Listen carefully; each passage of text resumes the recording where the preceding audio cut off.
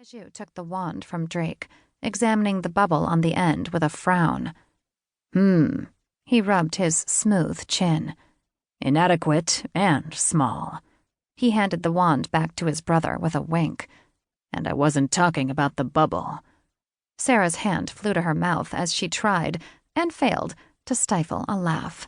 Felix snorted like a squealing pig. Teju was lying. Drake was far from inadequate and small. All three Firesbreath brothers were very well endowed, with blessedly talented tongues to match. Drake's cheeks colored as he gave his brother a cool look. Then explain why I make her scream the loudest. He winked at her, rubbing his full beard, a triumphant gleam in his eyes. Oh, goddess, Sarah mumbled, shielding her eyes when the rest of the class broke into laughter. Teju leaned into his brother, dropping his voice to a low rumble. Maybe because you need more lessons on how to operate your wand. Sarah's breath hitched as the two dragon shifter brothers glared at each other, low grumbles breaking from their chests, their eyes shifting to oblong yellow slits. Stop, you two, she admonished, but they ignored her, steam pouring from their widening snouts. Professor Firesbreath, a familiar voice interrupted, resonating from the loudspeaker overhead and cutting through the tension, which was as thick as butter. It was Layden, the sweetest of the Firesbreath brothers, and the school's newest receptionist. Seraphina Goldenwand has a visitor at the front office. Sarah's limbs iced over. Who would visit her here? Surely not the grandfather who'd tried to have her and her classmates murdered to start a war between shifters and witches. No. If Nathaniel Goldenwand so much as set foot near the school, Layden would have burned him to a crisp.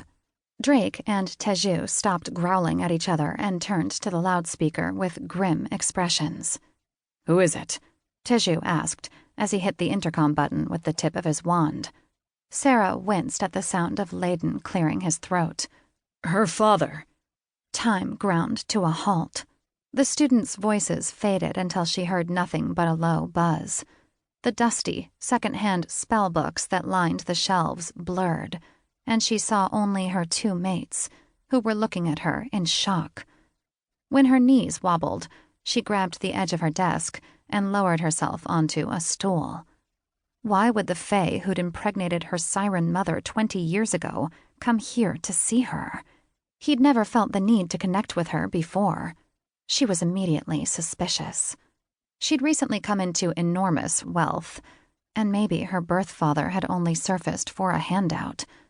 In that case, she had a new use for her wand, shoving it up his uptight fae ass. Teju frowned. Do you want to see him? She vehemently shook her head. I don't even know him. Drake interrupted. We need to find out what he's doing here. Teju grimly nodded agreement. Tell him we'll be up when class is finished. He called to the speaker.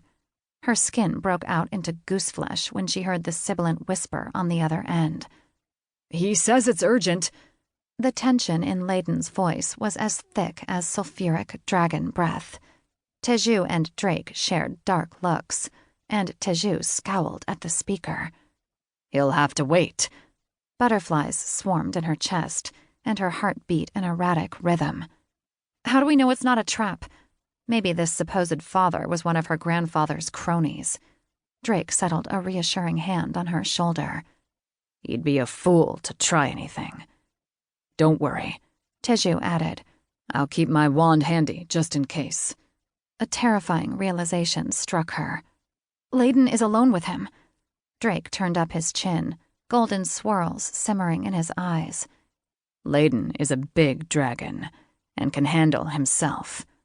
But the eggs, Sarah rasped, her voice cracking with fear. Layden kept them in a bassinet by his desk. She wouldn't put it past her grandfather to order the destruction of the fragile little shells as a means of retaliating after she'd used her siren voice to force his zombie witch army to lay down their wands. Drake's eyes widened to saucers, and he latched onto her arm. Let's go now. She followed him on legs that were numb with fear. Teju was at her heels, waving his wand.